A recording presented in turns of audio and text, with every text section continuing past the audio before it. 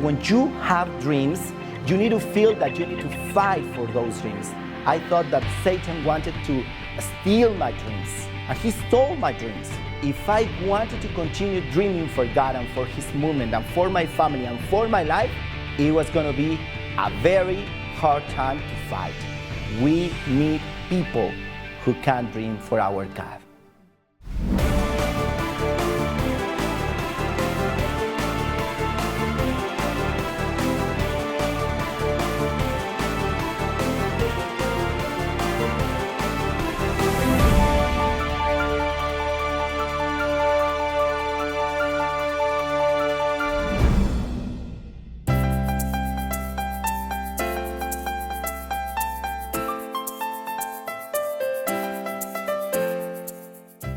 Hi, my name is Josue Ortega, and she is my wife, Veronica. We are the leaders in the church in San Salvador in Central America. I was born in Mexico City, and I grew up there. I studied law, and I became a lawyer. I became a disciple in 1989. Then I was asked to be in the full-time ministry. We were asked to move to Central America in Guatemala. We had the dream to evangelize Central America, and I was very convicted about that. During those 2 years and a half, we planted the churches in each country in Central America. And in 1988, we were asked to move to Mexico City and to co-lead the church. Those were great years. From 2000 and 2006, we planted 24 churches in the Mexican Republic. That was the dream that we had. But then, after 2006, after seeing a lot of miracles, a lot of growth, we felt like our relationships with other leaders were hurt. And we just felt like spiritually burned out. So in the year 2008, we were asked to move to Los Angeles. It was a time for a sabbatical, but we didn't understand the idea of a sabbatical.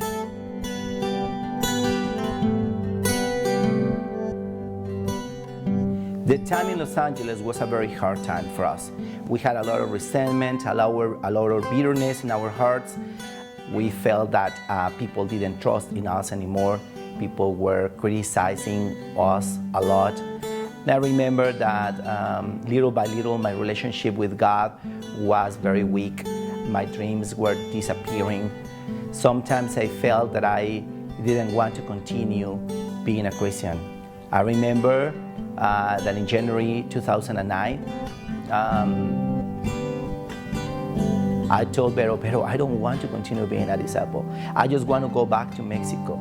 So I walked that night in the street, and I had told Vero to pack because we wanted to go back to Mexico City in secret. I was walking and I was crying that night, and I was praying, and then I got a call from one of my friends, and I told him the whole story. And he said, Josue, you cannot quit right now. You taught us that we need to persevere. And it was very hard for me to hear those things from my friend, but it was right. And even though it was a very challenging time for us, even though that we didn't feel good with people, we didn't feel good spiritually, but we decided to fight.